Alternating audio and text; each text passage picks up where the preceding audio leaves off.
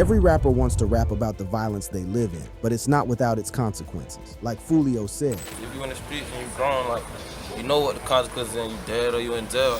he ended up dead, just like King Von. On the street, you are either in a gang or you are in trouble. Either way, you are in trouble. While 6ix9ine and Quando Rondo are looking for a way out, Lil Durk's gang affiliation has gotten him locked up behind bars. Stay with me, and I will tell you about 10 rappers and their gangs.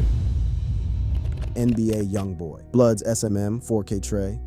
NBA Youngboy, born in 1999, has been called many names on the street. Youngboy Never Broke Again, Top, YB, AI Youngboy. NBA Youngboy's upbringing is significant to his gang affiliation on the street. He grew up on the north side of Baton Rouge, particularly North 38th Street and Chippewa Street. No wonder he has been called 38 Baby, a name which is reflected in his songs and albums. Youngboy's street affiliation has been vague, while some are certain that the rapper is a member of the Blood street gang. Some disagree. This controversy has sparked questions like, is Youngboy a real Blood? Well, to be honest, YB's close affiliation with Young Thug introduced these controversies. But get this, Youngboy is affiliated with the 4K Trey gang, whose color is green. The green flag tied to the street sign in the artwork for his mixtape, 3,860 references the gang's colors. A Reddit user attempted to break down YB's gang affiliation, and I found it quite impressive. He explained that in 2016, YB started a simple gang called NBA when they repped black flags. In late 2017, he changed it to 4K Trey and began throwing up Ks. Any gang that has the letter K in the name throws them up, and Bs, and started to rep red and light green flags. Everyone on the street knows that the Blood slangs are slime, slat, and swoop, which are reflected in his songs such as Dead Trolls and War With Us. When I dug a little deeper, I found that 4K Trey is a blood set created by Youngboy Never Broke Again. 4K Trey, or 4KT meaning Forever Killing Them, is an alliance of mainly certain Baton Rouge-based hoods and cliques and other southern state crews that was made an official Blood slime set by Young Thug, YSL, and 21 Savage, 2100 Slaughter Gang, 4L in 2017 or 2018. A Reddit user explained that this is why they rep the green flag and claim slime. 4KT was created by rapper NBA Youngboy and his NBA affiliates, who was closely tied in with these two camps at first before 4KT began beefing with OTF, which was a rap juggernaut crew at this point after killing King Von. While there are doubts and controversies about whether or not NBA Youngboy is Blood, the next rapper on the list is, without a doubt, Blood with a historical connection to the hood that gave rise to the gang. Young Thug, Bloods, YSL. As a matter of fact, Young Thug is truly one of the most talented rappers who made it from the street in the last 10 years. Rising from the slums of Atlanta, Young Thug ascended from the trenches, going straight up into a full-blown pop star. However, underneath the fame, money, and hits is a man who lived his life in the heart of the gang culture and tried to clean the activities of his gang. Young Thug is literally from the streets. The rapper's harsh upbringing gave him a street orientation and credibility that heralds his arrival everywhere he goes. In fact, when Sway asked him where he hails from, Thug gave him an interesting response. Where did you come from? Like, what is your background? Like, Man.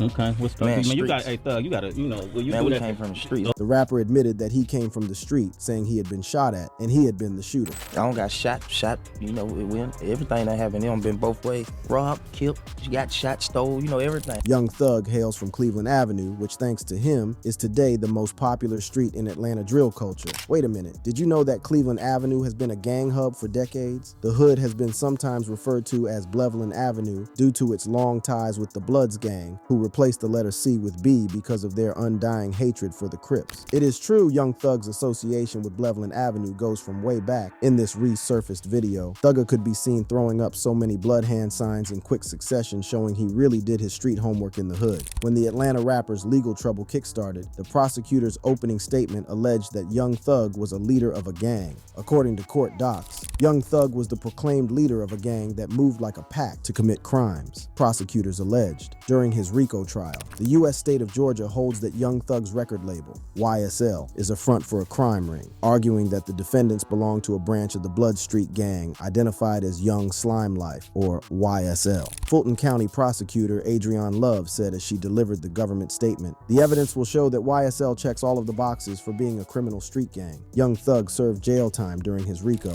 up until his lawyer pulled some magnificent stunts, reuniting the rapper with his family. While Young Thug was getting out of prison, another rapper with a strong affiliation with Chicago street gangs was warming up to take his jail cell. Lil Durk, Black Disciples.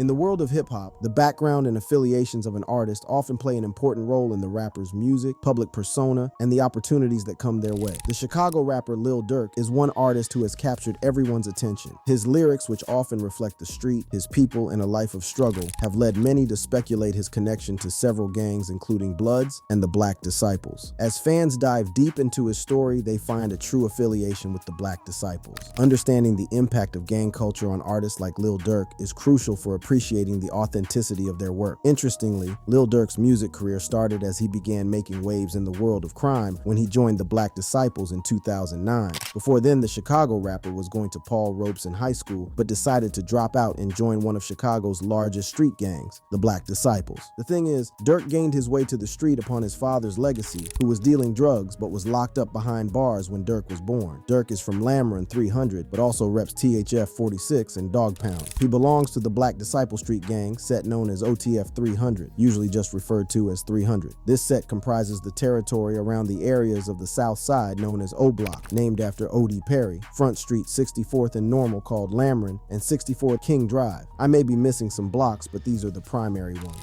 Lil Durk gained popularity in the rap industry through his affiliation with the 300 and most importantly with Chief Keef, who popularized the culture of drill music. Although the rapper inherited his street credibility from his dad, he was never a known shooter in the gang. Word on the street says he was a loved kid on the street. Talking about what kind of man Lil Durk was on the street, this comment in Chiricology, a subreddit for discussing Chicago drill music, pointed that Durk wasn't a known shooter from his block, but he was a loved kid on the block. Once he blew up in the music scene, he looked after all his in jail and co-signed upcoming rappers like Rondo in LA and his cousin Nusky. Nusky and Law died in the hands of a rival gang called YM051. Rondo went to jail for killing a cab driver and is currently serving a minimum of 39 years. Durk paid a lawyer to represent Rondo during his trial and appeal. So in the streets, Durk ain't no killer or shooter, but he's more of a stand-up guy who looks after his close ones. Although Lil Durk blew up and became a household name in the industry with his music crew, Only the Family, OTF, he never left the gang life behind. The Chicago rapper has always resorted to his old habits and the slightest inconvenience. For instance, his friendship with King Von, which was forged on the street, was driven by the menace of gang culture and its consequences. In 2020, Durk was involved in an altercation with Quando Rondo's gang, which resulted in the death of King Von, sinking Lil Durk's empire to the ground. Durk has been locked up in Broward County Jail. He's there right now. This is his. Yes, Broward. He's in Florida. I got the whole thing on. Look on my stream, I got it. Oh my God, bro. Oh. Here is the backstory. Lil Durk founded the label Only the Family, OTF, in 2010. He claims that OTF is not a gang after federal charges were filed against 5 men associated with OTF on October 17th, alleging they tried to kill Rondo in 2022 for his alleged involvement in the 2020 shooting death of rapper King Von. In the complaint that was unsealed, prosecutors accused Only the Family of being not just a music organization, but also a hybrid organization that doubles as a criminal enterprise that has committed evil and vile things at the direction of Banks. Durk is referred to as Banks in the indictment. The rapper is still locked up behind bars while his empire lies without an emperor. While some rappers go down the affliction of the streets, this next rapper is leaving the street behind, or so it seems. Chief Keef, Black Disciples.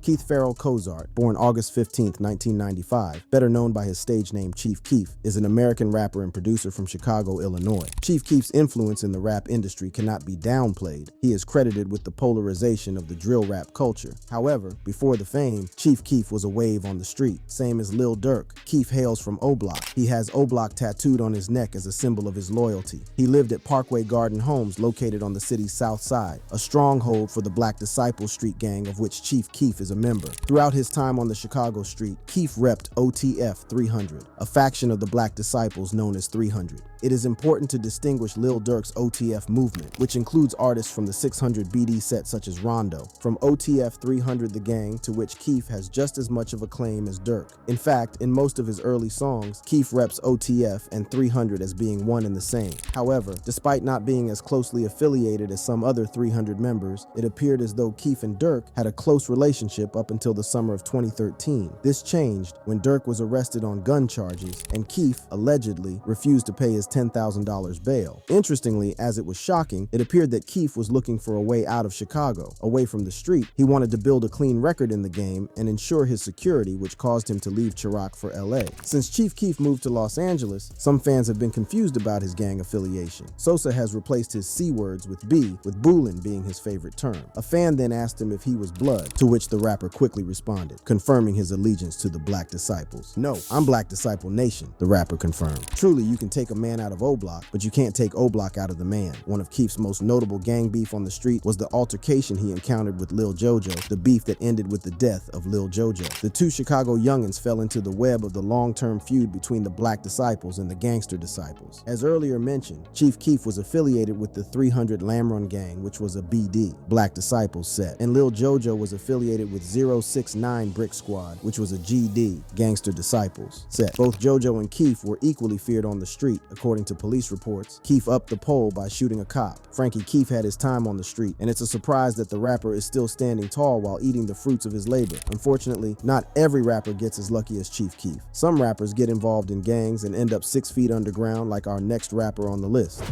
King Von, Black Disciples. When you talk about rappers who actually lived the violence they rapped about, then you are talking about this Chicago rapper known as King Von. Davon Daquan Bennett, more commonly known as King Von, was an American rapper born and raised in Chicago, Illinois, which is sometimes referred to as Chirac for its similarities to Iraq in its murder rate and extremely high levels of gun violence. Here is the thing, Von grew up in O-Block around other famous rappers like Chief Keef. He was born on the south side of Chicago and was raised in the Parkway Gardens projects, located at the corner of 64th and Martin Luther King Drive, and is also sometimes referred to as 300. This hood is commonly known as O-Block, the hub of the Chicago street gang known as the Black Disciples. While growing up, King Von had the street in him in such high volume that he was nicknamed Grandson, because according to him, when I was in jail, I reminded people of King David. Make no mistake of thinking he was referring to King David, the man after God's own heart. Nope, King David here is David Barksdale, the founder of the Black Disciples. When Von was in jail, his street orientation and coordination reminded them of the gang leader. Well, that must be some addition to his street credibility. For someone like King Von, at first glance, you could tell he has a pile of criminal history tagged to his name. At the age of 16, Von was sent to jail and 2 years later was arrested for unlawful possession of a firearm. Word on the street is that King Von was respected and feared in the hood because he put in work for the gang. He brags about gang activities such as murder in his lyrics and is rumored to have dropped 5 bodies. The most notable of his bodies was that of 17-year-old Gakira Barnes, an alleged member of the Gangster Disciples who was killed alongside 2 people on the streets. King Von made his way to fame as a rapper through his old-time friend, Lil Durk. Durk, already an established figure in the Chicago rap scene, saw potential in the young and hungry Von. Durk signed Von to his OTF, offering guidance and support as Von navigated the complexities of the music industry. Their friendship, although rooted in music, was more about survival and loyalty. On the streets, Von's name was synonymous with violence and death, but on his way to the top, death was lurking for him. At the time, the tension between Lil Durk and NBA YoungBoy's camps was well known in the industry and seemed to spill over to their respective artists. In a shocking turn of events, on November 6, 2020, King Von and his crew, alongside Quando Rondo and his entourage, were present at the Monaco Hookah Lounge in Atlanta. Within a split second, the fight broke and tension was heightened. Surveillance footage captured the moment King Von approached Quando Rondo outside the nightclub. Without warning, Von rushed Rondo with his fist. Unfortunately, Lil Tim, Rondo's boy who was standing on business, pulled out a gun and ended King Von's life. They say Atlanta is a crazy place, and I agree because they took out King Von, but have you been to Jacksonville, Florida? These next rappers on the list are unforgettable for their reputation in Jacksonville drill culture. Young Gene Ace, ATK. Young Gene Ace is the front line of one of the most dangerous rap gangs in Jacksonville, ATK. ATK means Ace's top killers, aim to kill, or in some cases short for attack. In recent years, most of the crimes in Jacksonville have been attributed to the activities of this rap gang. Ace's biggest competition and rival in Jacksonville, Florida is Julio Fulio. He has no love for Fulio, and though the rapper has said that he has not met Fulio before, his rise to fame is credited to the altercations between him and Fulio. The start of 2021 projected a new personality in the rap rap scene of Jacksonville, Florida. A man so talented and equally dangerous, he spits death in his bars. Youngin Ace, the Grim Reaper of Duval County. In his name, many have been sent to meet their maker. On March 28, 2021, Youngin Ace made a global name for himself when he released the song Who I Smoke alongside his affiliates and gang members, Spinnabins, Wappa Wit Da Choppa, and Fast Money Goon. Following the release of Who I Smoke, the narrative of rap in Jacksonville was changed. Since its release, many bodies have dropped for its sake. Ironically, the more the bodies fall, the more the song sells. The track, which is basically talking about dead people. I went down the list of the people you guys mentioned that have passed away. Rod K passed away 22, Lil Petey 18, Bibby 16, Lil 9 18, Techie 22. Who I Smoke is a disrespectful diss track aimed at dead people. Youngin Ace and his fellows sampled the sweet old melody of Vanessa Carlton's 1,000 Miles. Quite a charming song, I must say, but underneath the charm was a confession. The rappers confessed to the murder of all those they mentioned in the track, mostly rival gang members. Hold up, when Vlad asked him why they did that, his response was mind-blowing. Why did you decide to do this stuff? It's like, it's normal. Did you hear that? Dissing dead rival gang members is normal in Jacksonville. Who I Smoke was only an epilogue to the spree of one too many disses that he would come to release about dead people, disrespecting them and bragging about how he killed them. It's the 23rd of June, 2024, and ATK's biggest rival was just killed in the early hours of the day, ambushed like a dog, right after celebrating his 26th birthday. While the whole of Florida was mourning, Youngin Ace and his gang began to troll Foolio and the KTA, as expected. Before you go cultivating pity for the fallen Foolio, watch this. Julio Foolio, KTA. Julio Foolio equally hails from Jacksonville. He was Youngin's biggest rival and he poses as the leader of one of Jacksonville's most dangerous gang, KTA. KTA stands for Kill Them All. Though Foolio had publicly refuted the claims that KTA even exists, the media had attributed the name and the activities of the gang to him. Rapper Julio Foolio once told his story about how he found himself in this violence. He recounted that he came from the north side of Jacksonville, which is the most dangerous trenches in Florida. By age 12, he experienced murder firsthand. His friend's mom, who is apparently not his friend anymore, was shot right before their eyes. This would prompt Foolio to buy his first gun when he was just in 7th grade because he got to protect himself. They always had the guns and the cars to pull up on us, and you feel we ain't never had that. He said he had to stand up against his foes, who were mostly adults at the time. Foolio's life of violence is typical of his upbringing. Hardly can a kid with such a violent childhood as Foolio grow up to not love violence in his adulthood. The crises between ATK and KTA leading to Foolio's death started as a misunderstanding, but soon escalated into a top fight that has claimed lives, including that of Bibby, Foolio's little cousin. When the court charged Ksu, an ATK affiliate, with the murder of Bibby, Foolio knew it was war with his rivals. Shortly after, there was an attack on Youngin Ace, a drive-by shootout that claimed the lives of 3 ATK members, including Youngin's cousin, 23. Youngin was the only survivor of that shootout. A cousin for a cousin, yeah? The ATKs were out celebrating 23's birthday. They were on their back to base when the shootout happened. If you thought that Youngin Ace was the mastermind behind dissing and disrespecting dead people, then it is because you have not met Julio Foolio. Shortly after the incident that changed Ace's life, Foolio took his celebration to social media. He printed 23's picture on a t-shirt with the caption, "Rest in peace 23." He later revealed that he was getting a new shirt because he peed on the previous one and eventually burnt it. Julio Foolio was gangbanging, making music, and making money on his way to the top. But just like King Von, Foolio was caught up in the violence. He was killed in the aftermath of his birthday celebration in Tampa, right after dropping his location online. But his death was not a surprise to me because Foolio himself said this. If you in the streets and you grown, like, you know what the consequences and you dead or you in jail. Man. However, while the known consequences of gangbanging are either being boxed up or locked behind bars, somehow, the next rapper on the list managed to navigate his way around the street. Quando Rondo, Rollin', 60 neighborhood Crip.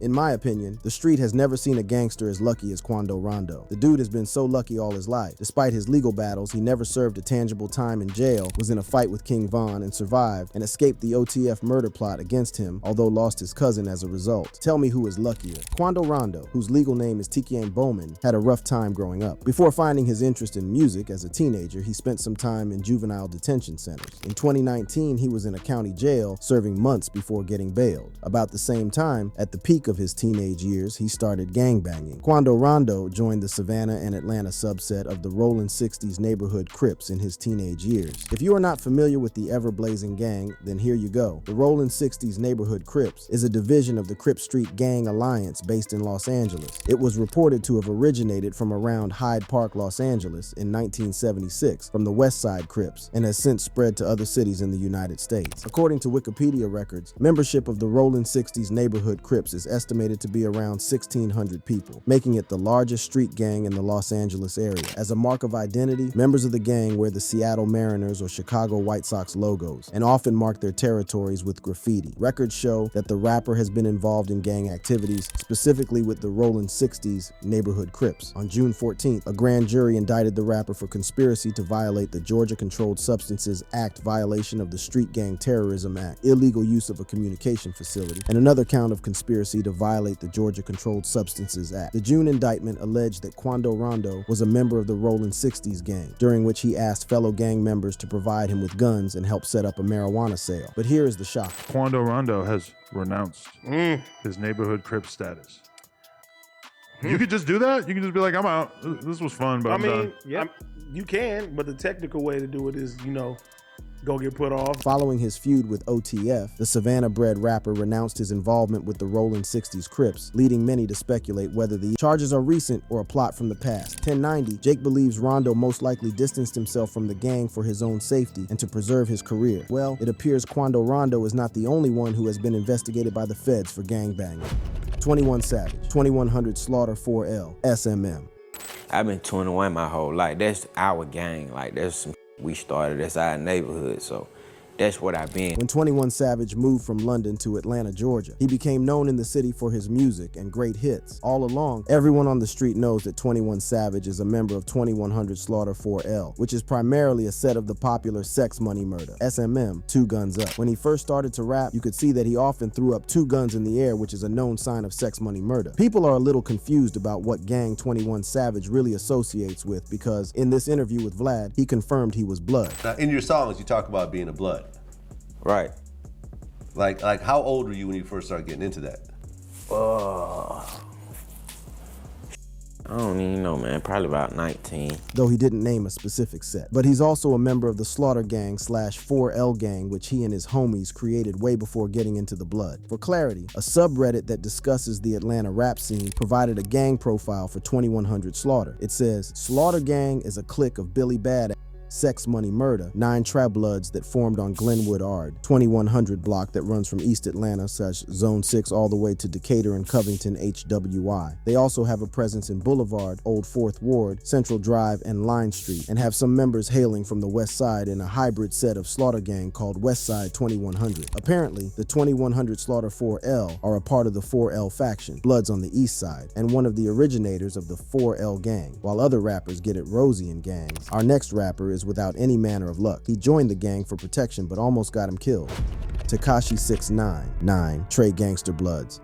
The rapper, Tekashi 6ix9ine, embraced the 9 Trey Gangsta Bloods in 2017, believing he was securing a form of protection and a stamp of street authenticity that would guarantee musical stardom. He was completely oblivious to the fact that he was also entering an underworld of grievances and vendettas where 9 Trey members routinely directed violence not only at rival groups, but at each other in a ceaseless struggle for dominance. During the case, Tekashi testified revealing information about his gang members. The testimony by Tekashi 6ix9ine and by a second gang member who secretly acted as a government informant, along with social media posts, text messages, and recorded phone calls, have given jurors an unusually clear view of the gang's structure and operations in Brooklyn and Manhattan. According to news reports, the testimony showed not only the gang's mode of operation, but also how the gang members scrabble for power and relevance. Sometimes they do that by threatening and hurting even their confidants. Prosecutor Jacob Edwin Warren, during his closing remark, told jurors that it wasn't enough to be in the gang, you had to be the toughest, adding that by committing acts of violence against other 9 Trey members. Evidently, the gang is not a safe space for Tekashi, not for anyone, to be honest. In an unexpected turn of events, perhaps looking for a way out of danger, Tekashi 6ix9ine renounced the gang in 2018, less than a year after he joined. Court documents show that when the rapper was arrested alongside his manager and other 9 Trey members, he wasted no time in pleading guilty to charges including racketeering conspiracy. More shockingly, he even cooperated with federal agents in bringing down the whole operation of the gang. When asked by prosecutors why he joined the gang saying despite building a growing career in music, he explained that senior 9 Trey members saw a source of funding in him, adding that he has contributed thousands of dollars to the gang, sometimes giving up to $25–30K to a single member. He did all of that assuming that appearing in music videos with gang members would help promote his art and give him a sense of respect on the street. However, in less than a year, he realized that it was a costly assumption. Since you have watched to the end, I will leave you with these words. Learn to use your time and don't waste it on external validation. If you love this video, click on the card showing on your screen for more similar videos.